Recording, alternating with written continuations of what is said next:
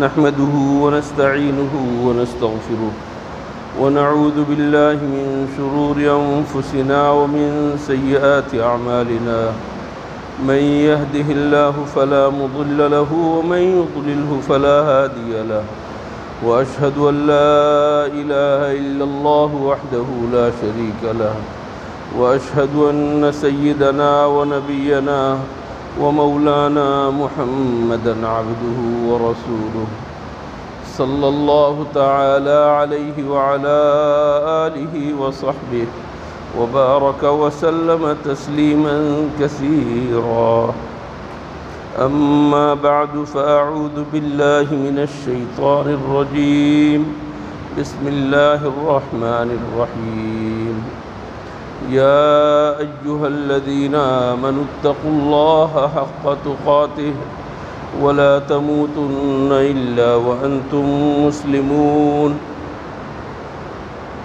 يا أيها الذين آمنوا اتقوا الله وقولوا قولا سديدا يصلح لكم أعمالكم ويغفر لكم ذنوبكم ومن يطع الله ورسوله فقد فاز فوزا عظيما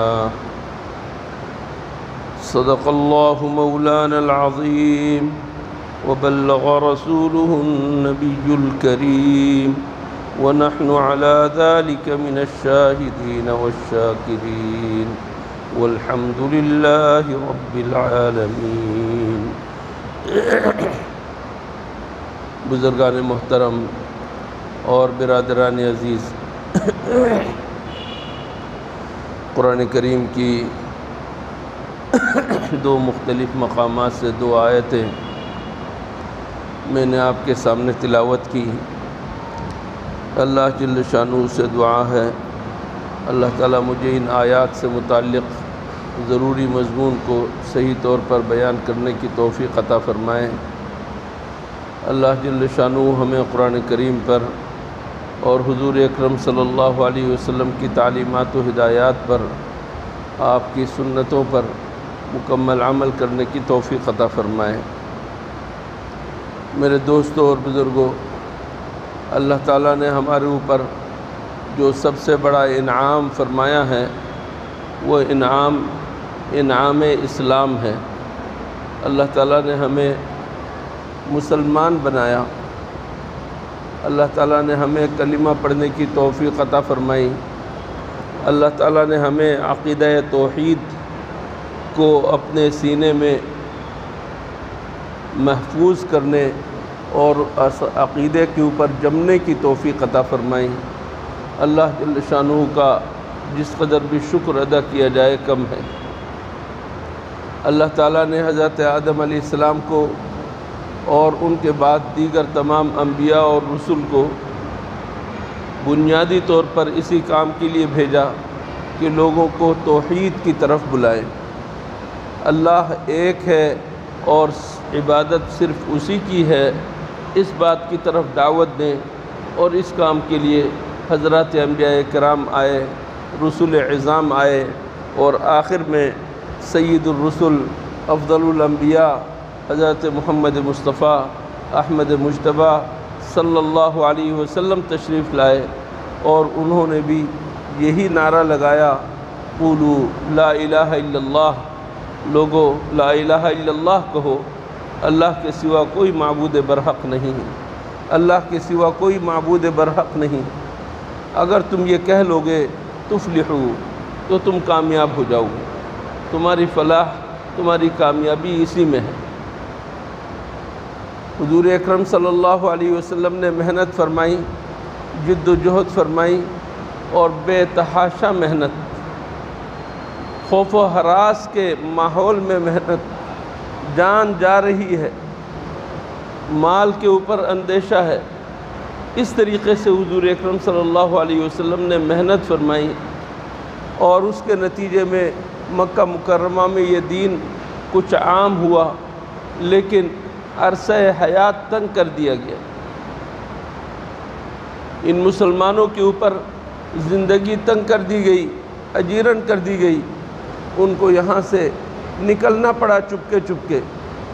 کچھ حضرات حبشے کی طرف ہجرت کر کے چلے گئے، اور کچھ عرصے کے بعد یہاں سے مدینے کی طرف لوگ ہجرت کرنے لگے، اپنے گھر بار کو چھوڑ کر، مال و اسباب کو چھوڑ کر، ایمان بچا کر وہ نکلنے لگے۔ حضور اکرم صلی اللہ علیہ وسلم نے بھی آخر میں مجبور ہو کر مکہ مکرمہ سے ہجرت کر لی۔ مکے سے نکلتے ہوئے نہایت حسرت کی نظر مکے کی سرزمین پر ڈالتے ہوئے حضور اکرم صلی اللہ علیہ وسلم فرما رہے ہیں کہ اے مکہ، اللہ کو معلوم ہے تو مجھے کس قدر محبوب ہے، اگر تمہاری قوم مجھے نہ نکالتی اور مجھے مجبور نہ کرتی تو میں تجھے کبھی بھی نہ چھوڑتا، لیکن مجھے وہ اب جانا پڑ رہا ہے، یہاں سے نکلنا پڑ رہا ہے قوم کے شدت اختیار کرنے کی وجہ سے اور قوم کے میرے لیے عرصہ حیات تنگ کر دینے کی وجہ سے۔ حضور اکرم صلی اللہ علیہ وسلم چپکے سے رات کے وقت اپنے یار غار کو لے کر نکلے، غار میں جا کر چھپ گئے، اور اس کے بعد پھر سفر شروع کیا، کس طریقے سے مدینہ منورہ پہنچے، اور پھر اللہ جل شانہ نے شوکت عطا فرمائی، قوت عطا فرمائی، اللہ تعالیٰ نے پھر غلبے کی صورت پیدا فرما دی۔ چند ہی سال گزرے تھے کہ مکہ مکرمہ فتح ہو گیا، اور پھر چند ہی سال میں پورا جزیرۃ العرب الحمدللہ حضور اکرم صلی اللہ علیہ وسلم کے صحابہ کرام کے ہاتھوں میں آ گیا۔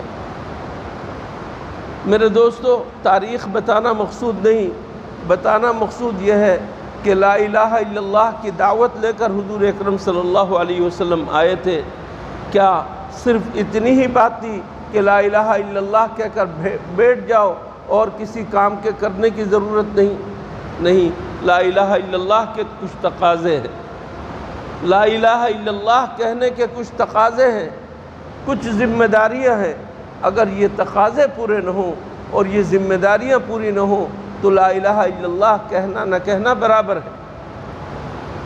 اقبال نے اسی لیے کہا تھا کہ چو گویم مسلمانم بلرزم، جب میں اپنی زبان سے کہتا ہوں کہ میں لا الہ الا اللہ کا کہنے والا ہوں، مسلمان ہوں، تو کانپ اٹھتا ہوں کہ دانم مشکلات لا الہ، مجھے معلوم ہے کہ لا الہ الا اللہ کہنے کی کیا مشکلات ہیں۔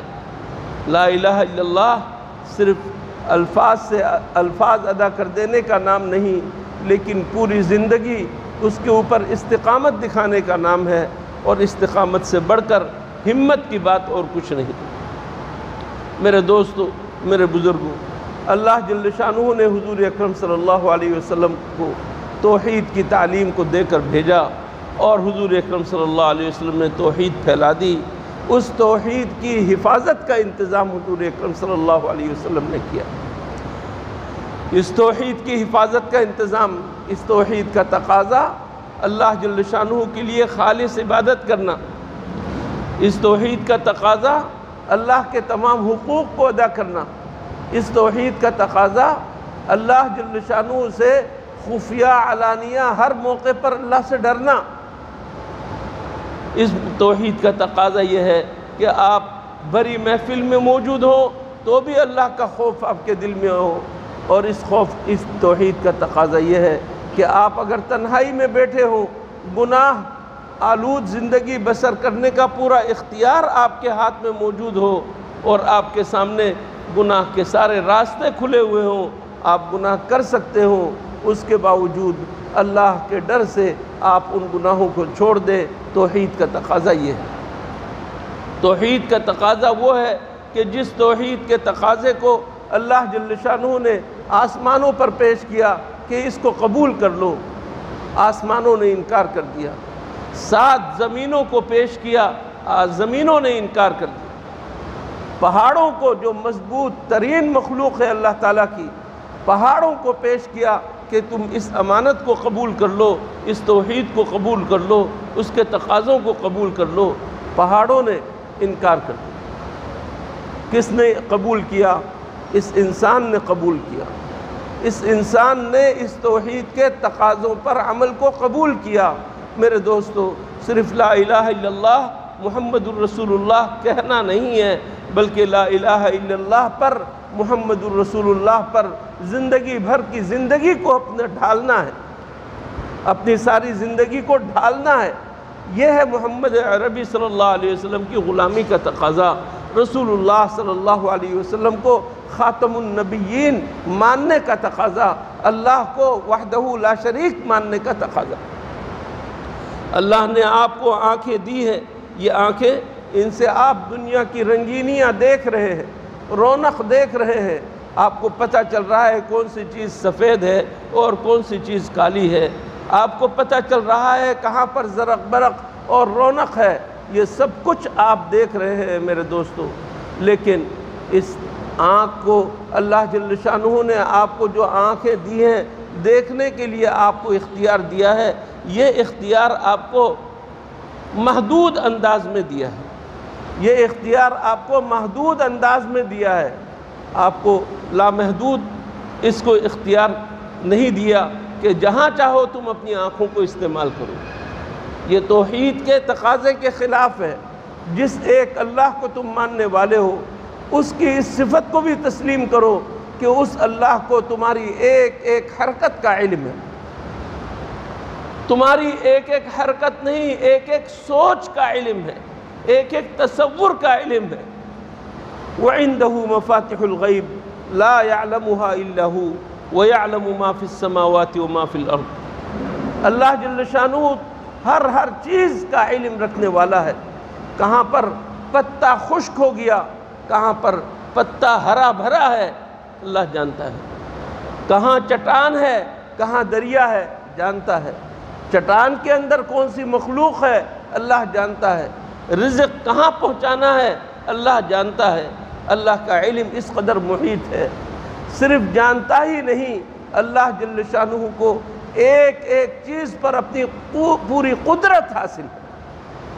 وہ پہاڑ جو ہلنے والے نہیں، جن کو اللہ نے پہاڑوں کو میخ بنا کر، کیل بنا کر زمین کو جمانے کے لیے پیدا کیا، یہ پہاڑ انتہائی سخت ہے، ان کے اندر مختلف قسم کے پتھر ہیں، مٹی ہی ہو لیکن مٹی کو جما دیں تو کس قدر مضبوط پہاڑ بن جاتے ہیں۔ لیکن یہی پہاڑ جب اللہ کا حکم آتا ہے تو منٹوں سیکنڈوں کی بات نہیں، سیکنڈ کے 1000ویں حصے میں یہ پہاڑ بکھر کر رہ جاتے ہیں، اور ان پہاڑوں کے اوپر اور ان کے دامن میں بسنے والی ہزاروں بستیاں ایسی ہو جاتی ہیں گویا کہ تھی ہی نہیں۔ میرے دوستوں اور بزرگوں، میرے بھائیوں، اللہ جل شانہ کی اس صفت کو بھی یاد رکھنے کی ضرورت ہے۔ اللہ کو ایک مانو، اللہ کو ایک مانو وحدہ لا شریک، اور اس کا تقاضا یہ ہے کہ اللہ کی صفت علم کو بھی مانو کہ اللہ بکل شیء علیم ہے، اللہ تعالیٰ ہر چیز کا جاننے والا ہے، اور اللہ کو مانو کہ اللہ تعالیٰ ہر چیز پر قادر ہے، ان اللہ علی کل شیء قدیر، وہو القاہر فوق عبادہ، پورے تمام بندوں کے اوپر غلبہ اللہ کو حاصل، وہو الحکیم الخبیر، وہی حکمت والا ہے اور وہی آگاہی رکھنے والا وہی ہے، اس سے وہ بے خبر ہوگا اور اس سے ہم بچ جائیں گے، ایسا نہیں ہو سکتا۔ قل هو القادر على ان يبعث عليكم عذابا من فوقكم او من تحت ارجلكم، یہ اللہ کی ذات ہے جس کو تم وحدہ لا شریک مانتے ہو، اس کو طاقت حاصل ہے، اس کو قدرت حاصل ہے، آسمانوں سے تمہارے اوپر عذاب نازل کر دے۔ کس قسم کا عذاب؟ آگ برسا دے، پتھر برسا دے، بارش کی صورت میں عذاب برسا دے۔ اللہ تعالیٰ تمہارے اوپر سے عذاب لا سکتا ہے، تمہارے اوپر ہوائی جہاز گرا دے، تمہارے اوپر بم گرا دے، اللہ تعالیٰ کر سکتا ہے۔ قل هو القادر على ان يبعث عليكم عذابا من فوقكم او من تحت ارجلكم، تمہارے پاؤں کے نیچے اللہ تعالیٰ تمہارے اوپر عذاب بھیج دے اور تم زمین پھٹ جائے، دھس جاؤ، اور تم مائن میں پاؤں رکھ دو اور پھٹ جائے اور تم ریزے ہو جاؤ، اللہ کر سکتا ہے، اللہ کر سکتا ہے۔ تم کتنی بڑی مخلوق ہو، جتنی بڑی بھی مخلوق ہو، قوم عاد اور قوم سمود کے برابر نہیں پہنچ سکتے۔ اللہ جل شانہ کی قدرت ہے کہ اللہ تعالیٰ تمہیں برباد کر دے، تہس نہس کر دے، ہلاک کر دے، ایسا کر دے جیسے نام و نشان نہ ہو۔ قل هو القادر على ان يبعث عليكم عذابا من فوقکم او من تحت ارجلکم او یلبسکم شیعا ویذیق بعضکم باس بعض۔ اللہ جل شانہ اس بات کے اوپر بھی قادر ہے کہ ایک اور قسم کا عذاب تمہارے اوپر مسلط کر دے۔ آسمان سے دکھائی دینے والا عذاب نہیں، نیچے سے پھٹنے والا عذاب نہیں، آنکھوں سے دکھائی دینے والا بظاہر عذاب نہیں، لیکن ہے عذاب۔ تمہارے اندر اگر عقل ہے تو اس کو تم عذاب سمجھو اللہ کا۔ وہ عذاب کیا ہے کہ تمہیں ایک دوسرے کے ساتھ اختلاف پیدا کر کے بھڑا دے، او یلبسکم شیعا، ایک دوسرے کے ساتھ مخلوط کر دے، مختلف فرقوں میں بانٹ کر، مختلف جماعتوں میں بانٹ کر، تمہارا نظریہ کچھ کر دے اور تمہارا نظریہ کچھ کر دے، اور اس کے بعد پھر وَيُذِيقَ بَعْضَكُمْ بَأْسَ بَعْضٍ، ایک دوسرے کو تم مزہ چکھانے کے لیے کھڑے ہو جاؤ اور ایک دوسرے کو سزا دے دو۔ میرے دوستو، اس کو کوئی عذاب نہیں سمجھتا، اس کو کوئی مصیبت نہیں سمجھتا۔ ایک باپ ہے، اس کے دو بیٹے ہیں، ایک بیٹا پیپلز پارٹی میں ہے، ایک بیٹا MQM میں ہے۔ ان دونوں کے درمیان نظریاتی اختلاف ہے، عمل کا اختلاف ہے۔ ایک باپ کے بیٹے ہیں، مسلمان ہیں، محمد عربی کا کلمہ پڑھنے والے ہیں، لیکن اللہ نے ان کے درمیان اختلاف ایسا ڈال دیا، دونوں ایک دوسرے کی جان کے دشمن، گلا کاٹنے کے لیے تیار۔ کیا یہ عذاب نہیں ہے؟ اس کو آپ عذاب کیوں نہیں سمجھتے؟ یہ ضروری نہیں ہے۔ آج باپ بیٹوں کے درمیان جو اختلاف ہو رہا ہے، بیٹوں کے درمیان جو اختلاف ہو رہا ہے، ماں باپ کے درمیان جو اختلافات ہو رہے ہیں، کیا چیز ہے یہ؟ اختلاف ہونا اور برا اختلاف ہونا۔ ایک اختلاف اچھا اختلاف بھی ہوتا ہے، ایک اختلاف برا اختلاف ہوتا ہے۔ برے اختلاف کا ہونا یہ اللہ کا عذاب ہے، اور اللہ قادر ہے کہ تمہارے اوپر اس قسم کا عذاب بھی ڈال دے۔ افسوس ہم اس قسم کے عذاب کو عذاب نہیں سمجھتے۔ اللہ تعالی ہماری حفاظت فرمائے۔ میں یہ عرض کر رہا تھا میرے دوستو، اللہ جل شانہ نے ہمیں توحید کی نعمت عطا فرمائی اور ان توحید کے تقاضوں کے اوپر عمل کرنے کا حکم دیا۔ صرف حکم نہیں دیا، حضور اکرم صلی اللہ علیہ وسلم نے اس توحید کی امانت کے اوپر عمل کرنے کے لیے ہمارے لیے راستے بتا دیے، اور ان راستوں میں سب سے اہم ترین راستہ میرے دوستو کیا ہے؟ سب سے اہم ترین راستہ اللہ جل شانہ کا خوف دل کے اندر رکھنا ہے، کہ جس اللہ نے مجھے نیست سے ہست کیا، میں موجود نہیں تھا، اللہ نے مجھے وجود بخشا۔ جس اللہ نے میں کمزور تھا مجھے مضبوط بنایا۔ جس اللہ نے میں جبکہ کچھ نہیں جانتا تھا، ایسے موقع پر مجھے اللہ تعالیٰ نے جاننے والا بنایا۔ اللہ تعالیٰ نے عقل و شعور سے نوازا، میرے رگوں میں، پٹھوں میں، ہڈیوں میں، گوشت میں اللہ جل شانہ نے طاقت پیدا کر دی۔ وہ اللہ میرے اوپر عذاب بھی نازل کر سکتا ہے۔ اس کے لیے اگر میں اپنے دل کے اندر خوف خدا پیدا نہ کروں، میں اپنے دل کے اندر یہ بات نہ رکھوں کہ مجھے اللہ کے سامنے جا کر جواب دینا ہے، مجھے اللہ کے سامنے جا کر جواب دینا ہے۔ ایک آخرت کا عقیدہ ہمارے دلوں کے اندر ہے، اور آخرت میں ہمیں اللہ کے سامنے جواب دہ ہونا ہوگا، ایک ایک ذرے کا حساب دینا ہوگا۔ آج ہم نے یہاں پر کسی کے ساتھ اچھا کیا، اللہ کے ہاں ہمیں ملے گا۔ اگر آج ہم نے کسی کے ساتھ برا کیا، اللہ کے ہاں اس کی سزا مقرر ہے، وہ سزا مل کر رہے گی۔ فَمَن يَعْمَلْ مِثْقَالَ ذَرَّةٍ خَيْرًا يَرَهُ وَمَن يَعْمَلْ مِثْقَالَ ذَرَّةٍ شَرًّا يَرَهُ۔ میرے دوستو، توحید پر عمل، اللہ کی عبادت پر عمل، اخلاص پر عمل، یہ ممکن اسی صورت میں ہے جب ہم اللہ کا خوف اور تقوی دل کے اندر بسائیں۔ اگر تقوی نہیں ہے تو کچھ بھی نہیں ہے، اگر تقوی نہیں ہے تو دین ایمان محفوظ نہیں ہے، تقوی نہیں ہے تو آپ دین پر عمل کرنے والے نہیں، خالی خولی شکل بنا رکھی ہے، آپ نے شباہت بنا رکھی ہے، اگر دل کے اندر تقوی نہیں ہے۔ اور اگر دل کے اندر تقوی ہے تو اللہ تعالیٰ تمہارے لیے دنیا کے اندر بھی نجات کا راستہ پیدا کریں گے، آخرت میں بھی نجات کا راستہ پیدا کریں گے۔ حضور اکرم صلی اللہ علیہ وسلم نے 3 آدمیوں کی حکایت بیان کی۔ بنی اسرائیل کے 3 افراد تھے، سفر میں گئے، بارش ہونے لگی، ایک غار کے اندر جا کر انہوں نے پناہ لے لی، ایک غار کے اندر جا کر پناہ لے لی۔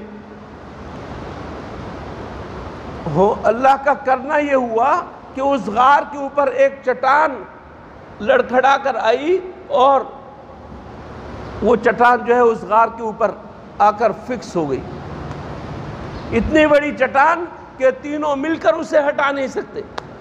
غار کا دروازہ بند، زندگی ختم ہونے لگی، اور ان کے سامنے موت کے سائے لہرانے لگے۔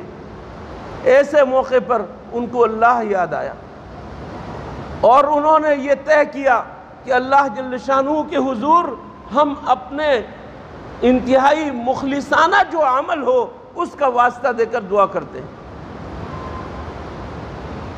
ان تینوں عمل کے اندر میرے دوستو اللہ کا خوف کار فرما ہے۔ ان تینوں عمل کے اندر ایک آدمی کہتا ہے کہ اللہ تجھے معلوم ہے کہ میں اپنی چچا زاد بہن پر عاشق تھا، اور اس سے میں اپنی شہوت پوری کرنا چاہتا تھا، لیکن وہ اللہ کی بندی مجھے موقع نہیں دیتی تھی۔ ایک مرتبہ موقع آ گیا، وہ مجبور ہو گئی کسی بات پر، اور اس نے مجھ سے مدد مانگی۔ میں نے کہا کہ مدد تو دوں گا، لیکن جب تم مجھے اپنے اوپر قابو دو اور میں تمہارے ساتھ زنا کروں۔ وہ بیچاری مجبور ہو کر اس نے اقرار کر لیا، اور جب عین موقع آیا تو وہ رونے لگی، تو یہ کہنے لگا کہ کیوں رو رہی ہو؟ کہا کہ ایسا کام میں نے کبھی نہیں کیا، اللہ سے ڈر رہی ہوں۔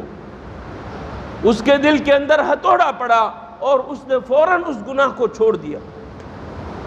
اللہ سے کہا کہ اللہ میں نے صرف تجھ سے ڈر کر میں نے یہ کام چھوڑ دیا تھا، ورنہ میرے سامنے راستہ کھلا ہوا تھا۔ اللہ اگر تو نے اس میرے عمل کو پسند کیا تو اس پتھر کو ہٹا دے۔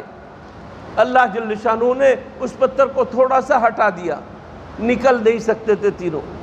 ایک اور آدمی نے اپنے عمل کا واسطہ دیا کہ اللہ میرے پاس ایک شخص مزدوری کرتا تھا، اور شام تک اس نے مزدوری کی، میں نے اس کی مزدوری اسے پیش کی، تو اس نے کہا کہ اتنی تھوڑی سی مزدوری میں نہیں لیتا، میں جاتا ہوں۔ وہ چلا گیا اور جا کر جو ہے غائب ہو گیا۔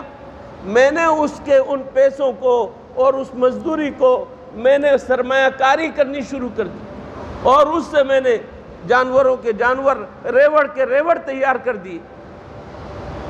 کافی عرصے کے بعد وہ آیا اور اس نے کہا کہ میری اجرت دو۔ میں نے کہا لے لو تمہاری اجرت، یہ ساری تمہاری اجرت ہے۔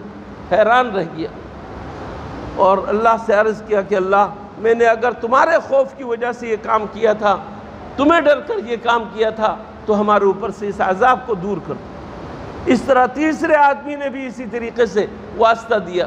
میرے دوستو دل کا خوف، دل کے اندر جو خوف تھا، اس خوف کی وجہ سے اللہ جل شانہ نے وعدہ کیا ہے وَمَن يَتَّقِ اللَّهَ يَجْعَلْ لَهُ مَخْرَجًا۔ جو اللہ سے ڈرے گا، خوف کرے گا، اس کے لیے اللہ ضرور مخرج نکال کر رکھے گا، اس کے لیے سبیل نکال دے گا، اس کے لیے راستہ ضرور نکال دے گا۔ آپ کے سامنے سارے راستے بند ہیں، مسائل حل نہیں ہو رہے ہیں، اللہ سے مانگو اور تقوی اختیار کرو، گناہوں سے بچو۔ وَمَن يَتَّقِ اللَّهَ يَجْعَلْ لَهُ مِنْ أَمْرِهِ يُسْرًا۔ جو کوئی شخص اللہ سے ڈرے گا، اللہ تعالیٰ اس کے سارے معاملوں کو آسان کرے گا۔ وَمَن يَتَّقِ اللَّهَ يُكَفِّرْ عَنْهُ سَيِّئَاتِهِ وَيُعْظِمْ لَهُ أَجْرًا۔ جو اللہ سے ڈرے گا اس کے سارے گناہ معاف کرے گا، اور اللہ تعالیٰ اس کے اجر کو بڑھا دے گا۔ میرے دوستوں اور بزرگوں، اللہ جل شانہ نے تقوی کے اندر یہ طاقت رکھی ہے کہ دنیا کے اندر بھی اس کے فائدے اور آخرت میں بھی فائدے۔ اس تقوی کو اپنے دل کے اندر پیدا کرنے کی ضرورت ہے۔ میں بار بار کہتا رہتا ہوں میرے بھائیوں، اپنے گھر کے اندر جو مقاطعہ ہے، بائیکاٹ ہے، اور آپ لوگوں نے رشتوں کو قطع کر رکھا ہے خاندانوں میں، اس کو ختم کرو۔ یہ تقوی کے خلاف ہے۔ تقوی یہ ہے اللہ سے ڈرتے ہوئے کہ تم اپنے رشتہ داروں کے حقوق ادا کرو، جن سے بات چیت بند ہے ان سے بات چیت کرنا شروع کر دو۔ میرے بھائیوں، تقوی کی ضرورت ہے۔ بازار کے اندر ناپ تول کے اندر کمی مت کرو۔ میرے بھائیوں، تقوی کی ضرورت ہے کہ تم موبائلوں میں فلمیں مت دیکھو، ڈرامے مت دیکھو، فحاشی اور بے حیائی کی چیزیں مت دیکھو، اپنے بیٹوں اور بیٹیوں کو موبائل کے عذاب سے بچاؤ۔ تقوی کی ضرورت یہاں ہے۔ گھر کے اندر خالی اکیلے کمرے میں بیٹا ہے، بیٹی ہے، آپ نے بڑا سا موبائل اس کو لے دیا ہے اور آپ خوشگمان ہیں اور یہ کہتے ہیں کہ میرا بیٹا ہے، یہ کوئی غلط کام نہیں کرے گا، غلط چیزیں نہیں دیکھے گا۔ شیطان سب کے ساتھ ہے، بوڑھے کے ساتھ بھی ہے، جوان کے ساتھ بھی ہے، بچوں کے ساتھ بھی ہے، لڑکوں کے ساتھ بھی ہے، لڑکیوں کے ساتھ بھی ہے۔ شیطان کسی کو چھوڑتا نہیں ہے۔ قسم کھا کر کہا ہے، دائیں سے آؤں گا، بائیں سے آؤں گا، آگے سے آؤں گا، پیچھے سے آؤں گا۔ قسم کھا کر شیطان نے اللہ جل شانہ کے سامنے ہمارے بنی آدم کے پیچھے پڑنے پر قسم کھائی ہے، اس نے چھوڑے گا نہیں۔ تقوی کا تقاضا یہ ہے میرے دوستو، ان تمام امور سے اجتناب کریں، گناہوں سے بچنے کا اہتمام کریں۔ ان تمام چیزوں کے کرنے کے بعد بھی میرے دوستو آپ تقوی پر عمل نہیں کر پائیں گے، اس وجہ سے کہ یہ معمولی کام نہیں ہے، یہ معمولی محنت نہیں ہے کہ از خود کوئی گناہ سے بچ جائے۔ از خود گناہ سے بچنا بہت مشکل ہے، از خود گناہ سے بچنا بہت مشکل ہے، بہت مشکل ہے۔ میں کہتا ہوں کوئی بھی اس کے اندر مستثنیٰ نہیں ہے، وہ پیر ہو، مرشد ہو، عالم ہو، بزرگ ہو، شیخ الحدیث ہو، از خود گناہ سے بچ نہیں سکتا۔ اللہ کی مدد ضروری ہے، اور اللہ کی مدد کے لیے بھی اللہ نے ایک سنت مقرر کی ہے، ایک طریقہ مقرر کیا ہے۔ وہ طریقہ یہ کہ جب آپ اللہ والوں اور تقوی والوں کے ساتھ رہو گے، آپ کے اندر تقوی پیدا ہوگا۔ اللہ والوں کی مجلس میں اگر جاؤ گے تو تقوی آپ کے دل کے اندر آئے گا، اور آپ کے اندر داعیہ پیدا ہوگا، آپ کے اندر قوت پیدا ہوگی۔ ورنہ آپ نرم گھروندے کی طرح، مٹی کے گھروندے کی طرح آپ ڈھے جائیں گے، آپ شیطان کے سامنے ٹک نہیں سکتے۔ لیکن جب کسی اللہ والے کے ساتھ رہو گے، اللہ والوں کی مجلس میں رہو گے، ان سے اللہ کی باتیں سنو گے، تو اللہ تعالیٰ تمہارے اندر وہ طاقت پیدا کر دیں گے۔ اس وجہ سے نیک لوگوں کی صحبت اختیار کرنا ضروری ہے، غیبت کی مجلسوں سے بچنا ضروری ہے، ناچ گانے کی مجلسوں سے بچنا ضروری ہے، تاش کے پتے پھینٹنے والوں سے بچنے کی ضرورت ہے، داڑھی منڈانے سے بچنے کی ضرورت ہے، اور بھی جس قدر بھی گناہ کے کام ہمارے معاشرے میں ہو رہے ہیں، اس ماحول سے اپنے آپ کو بچا کر اللہ کی طرف لانے والے اللہ کے نیک بندوں کے ساتھ صحبت اختیار کرنے کی ضرورت ہے۔ آپ کے اندر طاقت آ جائے گی۔ یا ایھا الذین آمنوا اتقوا اللہ وکونوا مع الصادقین، اللہ سے ڈرو اور سچوں کا ساتھ دو، سچوں کے ساتھ رہو، سچوں کے ساتھ رہو، وہ سچے جو اللہ کے دین پر ثابت قدم ہیں۔ ایسے لوگوں کے ساتھ رہو گے تو تمہارا دین صحیح سالم رہے گا، ورنہ تمہارا دین ڈھے جائے گا۔ اللہ جل شانہ ہمیں ہمارے دلوں کے اندر صحیح تقوی پیدا فرما دے، خوف خدا پیدا فرما دے، ہمارے لیے ہمارے دین پر عمل کرنا آسان بنا دے۔ وآخر دعوانا ان الحمد للہ رب العالمین۔